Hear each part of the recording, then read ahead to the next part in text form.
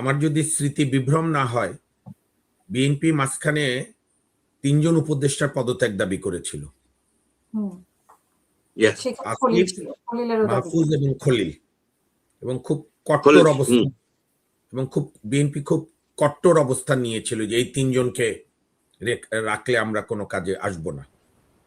তো এটা বোধহয় ২৫-এর মার্চ এপ্রিলে সালাউদ্দিন সাহেব সমালোচনা করছিলেন। যাই হোক, মানে বিএনপি, আমি বলি সালাউদ্দিন সাহেব তো যা বলেছে বিএনপির পক্ষে বলেছে।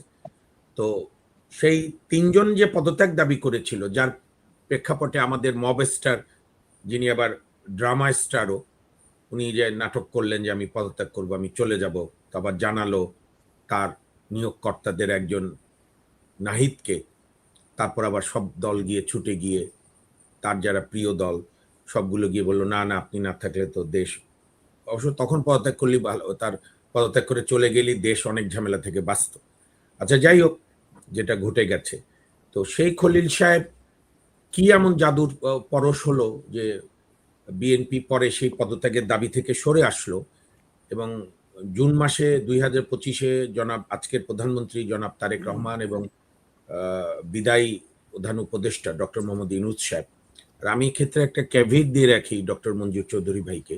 মঞ্জুর ভাই, আপনার মানে অত্যন্ত বিনয়ের জন্য আমি আপনাকে খুব পছন্দ করি, কিন্তু একটা বিষয় আমরা ভুলে গেলে চলবে না, যে যারা রাজনৈতিক ব্যক্তি, যারা পাবলিক ফিগার, তারা জীবিত থাকুক, মৃত থাকুক, বয়স 85 হোক, বয়স 15 হোক, 25 হোক, তাদের প্রশংসা সমালোচনা আমাদের করতে হবে। এখানে ওই ক্যাটাগরি দেখে লাভ নেই। যেরকম অতীতে আমরা দেখেছি বিএনপির 91, 96, 2001, 2006 যে যাই সমালোচনা করো, বেগম জিয়াকে নিয়ে কিছু বলা যাবে না। আওয়ামী লীগ তো চালুই করে দিল, আইন করলো, বঙ্গবন্ধুকে নিয়ে কিছু বলা যাবে না, শেখ হাসিনার সমালোচনা করা যাবে না। এখনো সেই রোগ চালু করবে কিনা এই সরকার, সময় গেলে বোঝা যাবে, কেবল আজকে শপথ নেওয়ার দিন।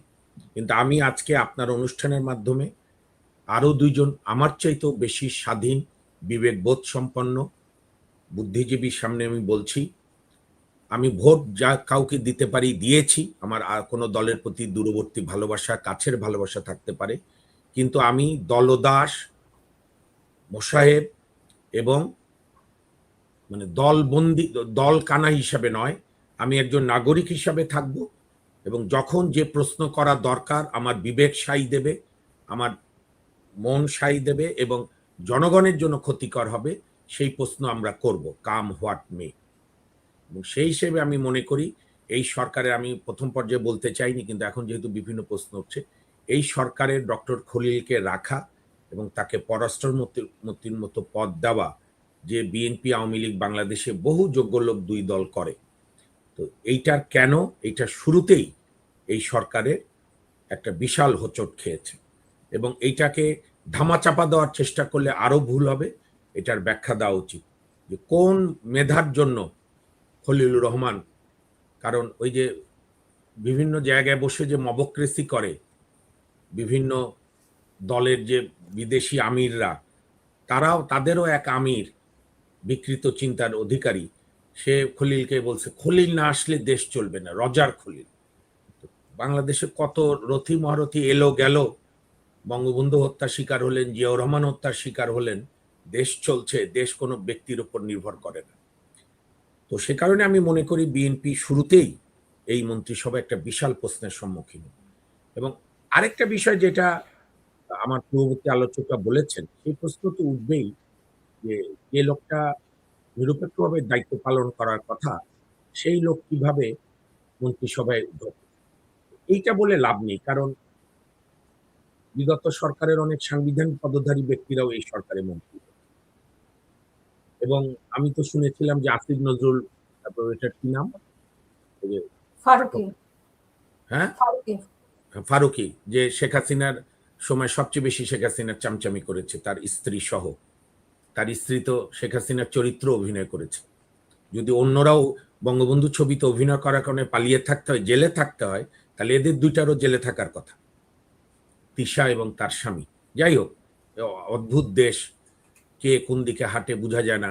জীবনদাসের কথা মনে হয়, অদ্ভুত এক আঁধার আজ নেমে এসেছে এই পৃথিবীতে, যারা অন্ধ সবচাইতে চোখে দেখে আজ তারা, যাদের হৃদয়ে ভালোবাসা নেই, প্রেম নেই, করুণা নেই, প্রেমের আলোড়ন নেই, পৃথিবী আজ অচল তাদের সুপরামর্শ ছাড়া। তো বাংলাদেশের অবস্থা এখন এটাই হয়েছে। তো যাই হোক, আমি তারপরও হোপ এগেইনস্ট দ্য হোপ, আমি তারপরও আশা করব। আপনি বলেছেন এই সরকারের কাছে প্রত্যাশা কি? এই সরকার কেন, কোন সরকারের কাছে জনগণের অধিক কোনো প্রত্যাশা নেই। এবং আধুনিক রাষ্ট্র ব্যবস্থায় সরকারের কাজ খুব সীমিত। সরকার যাতে বেশি কাজ না করে তাহলেই জনগণের মঙ্গল। সরকারের প্রথম কাজ হচ্ছে প্রত্যেক নাগরিকের নিরাপত্তা বিধান করা। নাম্বার 2, দেশে আইন আছে, আদালত আছে, তাকে স্বাধীনভাবে চলতে দেওয়া এবং আইন অনুযায়ী যে কোনো দোষীর বিচারের ব্যবস্থা করা। নাম্বার 3 হচ্ছে যে নাগরিক যে পেশায় আছে সেই পেশায় যেন ক্ষমতাসীন দলের লোক হামলে না করে, কামড়াকামড়ি না করে, চাঁদাবাজি না করে, তাহলেই এনাফ। এখানে রকেট চালানো লাগবে না। আর আমি ওইটি জামাত এবং ইউনূসরা খুব বলতো, রিজওয়ানারাও বলতো, এটা একটা প্রচারণা ছিল, বাংলাদেশকে ব্যর্থ রাষ্ট্র বানানোর, মুক্তিযুদ্ধকে অপমান করা। আমাদের নানা ব্যর্থতা সত্ত্বেও গত 54 বছরে কোনো বিভিন্ন সরকারের কম বেশি অবদান, এবং সবচেয়ে বড় অবদান জনগণের। তার মধ্যে 3টা জনগোষ্ঠী। একটা হচ্ছে আমার দরিদ্র কৃষকরা, যারা করোনা মানেনি, অবরোধ মানেনি, আগুন সন্ত্রাস মানেনি, ফ্যাসিস্ট মানেনি, চাষ করেই যাচ্ছে, এখনো ফলন বাড়িয়ে আমার খাদ্য ব্যবস্থাকে সচল রেখেছে। আরেকটি হচ্ছে আমার গরিব মা বোনরা, যারা আগুনে পুড়ে গার্মেন্টস মালিকদের মতো আপনার এই দুর্বৃত্ত লুম্পেন অলিগার্কদের অত্যাচারেও গার্মেন্টস ব্যবসা সচল রেখে আমার বৈদেশিক মুদ্রা সচল রাখছে। এবং আরেকটি হচ্ছে আমাদের প্রবাসী শ্রমিক ভাই বোনেরা, আর ওভারঅল জনগণ। কাজী বাংলাদেশে এই যে আজকাল একটা ফ্যাশন দেখলাম, এই করব ওই করব, কোনো কিছু করার দরকার নেই আপনার। আপনি আইন মেনে দেশ চালান। আপনি জনগণ কোনটা খাবে, কোনটা পরবে, মহিলারা কোন পোশাক পরবে, পুরুষ কোন পোশাক পরবে, কোন গান গাইবে, কোন গান শুনবে না, রবীন্দ্রনাথ পড়বে না নজরুল পড়বে, না টি.এস. এলিয়টকে পড়বে, না শেক্সপিয়ার পড়বে, না ওমর খৈয়াম, না মির্জা গালিব পড়বে, এগুলো কিচ্ছু দরকার নেই। আপনি জনগণকে চয়েস দেন। জনগণ যার নেকাব পরার ইচ্ছা, ভদ্রমহিলা সে নেকাব পরবে, যে নর্মাল ড্রেসে থাকতে চায় সে নর্মাল ড্রেসে পরবে, যে আমার পাটরি ভাইয়ের মতো অসাধারণ কোটিযুক্ত অসাধারণ ড্রেস পরে সেই ড্রেস পরবে, কোট পরে কোট পরবে, পায়জামা পাঞ্জাবি পরবে, কাপড় চোপড় যেন গাটা যেন ঢেকে রাখে, পুরুষ মহিলা তালি হল। আমাদের হাজার বছরের যে বাঙালি সচেতন সমাজ, সভ্য সমাজ। আমি মনে করি আমি একটা মিনিট, এই সরকার সবচেয়ে যে ক্ষতি করে দিয়ে গেছে সেটা হচ্ছে বাংলাদেশকে মধ্যযুগের দিকে ধাবিত করেছে, মবক্রেসিকে প্রাতিষ্ঠানিক রূপ দেওয়ার চেষ্টা করেছে। আমাদের মুক্তিযুদ্ধের আতুরঘর, ওটা শেখ হাসিনার বাবার বাড়ি না, ওইটা আমার বাড়ি, আমাদের বাড়ি, প্রত্যেক বাঙালির বাড়ি, মুক্তিযুদ্ধ জাদুঘর। সেই জাদুঘরকে বারংবার ভেঙে ইউনূস সাহেব তার বিকৃত চিন্তার প্রতিফলন ঘটিয়েছে। আমি আজকে আপনাকে আরেকটা কথা জিজ্ঞেস করি, আপনার তো সাংবাদিক টিম আছে, একটু খোঁজ নেন তো, আলী রিয়াজ আর খলিল ভোট দিয়েছে কিনা এবার? আমি একটু জানতে চাই। আলী রিয়াজ যে এত তদবির, এত প্রচার করলো, হ্যাঁ ভোট দিন, হ্যাঁ ভোট দিলে নতুন বাংলাদেশ হবে, আলী রিয়াজ সাহেব ভোট দিয়েছে গত 12 ফেব্রুয়ারি?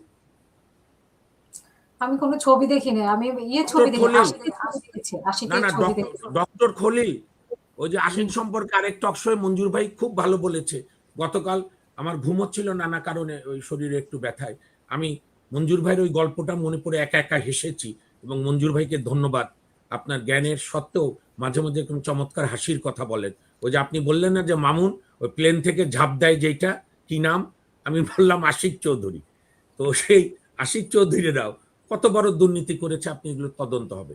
এখন তারেক রহমান সাহেব, এইটা কি ডক্টর ইউনূসের নির্দেশে ডিপ স্টেটটা খলিলকে ঢুকালো এই কারণে যাতে নতুন সরকার এই সমস্ত দুর্নীতিবাজ উপদেষ্টাদের, ইনক্লুডিং চিফ অ্যাডভাইজার, এটার কি যাতে তদন্ত না হয়?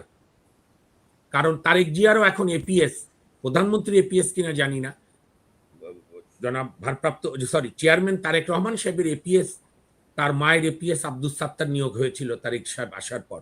এবং সেই আব্দুস সাত্তার প্রকাশ্যে বলেছিল যে এই যে বিদায়ী উপদেষ্টাদের মধ্যে 8 জন উপদেষ্টার বিরুদ্ধে তার কাছে সুনির্দিষ্ট দুর্নীতির অভিযোগ আছে, প্রয়োজনে তিনি বলবেন। আমি আব্দুল সাত্তার সাহেব সাবেক সচিব, আমি তাকে সম্মান রেখে বলি, আপনি নাগরিকদের জন্য এই উপকারটুকু করুন, আপনি এই 8 জন সাবেক দুর্নীতিবাজের দুর্নীতির তথ্যটা দুদককে জানান, অথবা আমার চেম্বারে এসে জানান, আমি এটা দুদকে অবগত করাবো, দুদক ব্যবস্থা নিলে আদালতে আইনগত ব্যবস্থা নেব, এইটা আমি মনে করি। এবং হ্যাঁ, এবং শেষে আমি বলি, যেটি এখন বাংলাদেশের সামনে সবচেয়ে বড় চ্যালেঞ্জ, সেটি আমাদের নাগরিকদের দলবাজ হওয়া যাবে না। আজকে একটা খুব বেদনাদায়ক ঘটনা ঘটেছে আমাদের সুপ্রিম কোর্টে। মানে আবারও আমার সেই ওবায়দুল কাদের ভাইয়ের একটা হাসির গল্প মনে পড়লো, যে মাসুদ আর ভালো হলো না। অর্থাৎ মাসুদ নামে বিআরটি এর এক কর্মকর্তাকে 3 বার উনি বদলি করেছিল, 3 বারই সে অফিস ঠিক মতো করতো না। প্রকাশ্যে ধরে বলেছিল, মাসুদ তুমি আর ভালো হলা না। আমরাও বোধহয় আমাদের বিচার বিভাগকে আর ভালো করতে পারলাম না। আজকে 54 বছরে কেন এই উপমহাদেশে রেকর্ড যে একজন এক্সিকিউটিভের নির্বাহী বিভাগের মন্ত্রিসভার ওতে যোগদানের জন্য, যেখানে তাদের কোনো পারফরমেন্স নাই, 1200 অতিথিদের মধ্যে খালি অতিথি হিসাবে থাকা, সেখানে প্রধান বিচারপতি গেলেই এনাফ ছিল, যার কোর্ট একটা সময় শেষ হয়ে যায়। অথচ হাইকোর্ট আজকে আধা 1টা পর্যন্ত বসেছে, অর্ধেক বেলা কোর্ট করেনি। লক্ষ লক্ষ মানুষের, বিচার প্রার্থী জনগণের মামলার দুর্ভোগ বেড়েছে। এমনিও ভোটের আগের দিন বন্ধ, আপনি যে দেশে থাকেন সেখানে তো ভোটের দিন ছুটিও থাকে না, তা আমাদের এখানে তো পারলে ভোটের 1 সপ্তাহ ছুটি রাখে। এই যে সমস্ত বিচারপতিরা, প্রধান বিচারপতি নোটিশ দিয়ে বলল 1টার পরে কোর্ট হবে না, নির্বাহী বিভাগের প্রধানমন্ত্রী সহ মন্ত্রিসভার ওত অনুষ্ঠানে সব বিচারপতি গেলেন। আপনাকে আমি একটা কথা বলি, এখানে সবাই জানেন, বিশেষ করে হাইকোর্ট এবং আপিল বিভাগে প্রত্যেক দিন প্রধানমন্ত্রী বা যে কোনো মন্ত্রী মামলায় বাদী অথবা বিবাদী থাকে। এই জন্য আমাদের বিচার বিভাগের দীর্ঘদিনের ঐতিহ্য ছিল, এমনকি অন্ধকার পাকিস্তান আমলে বিচার বিভাগ অনেক স্বাধীন ছিল, এটা সত্য।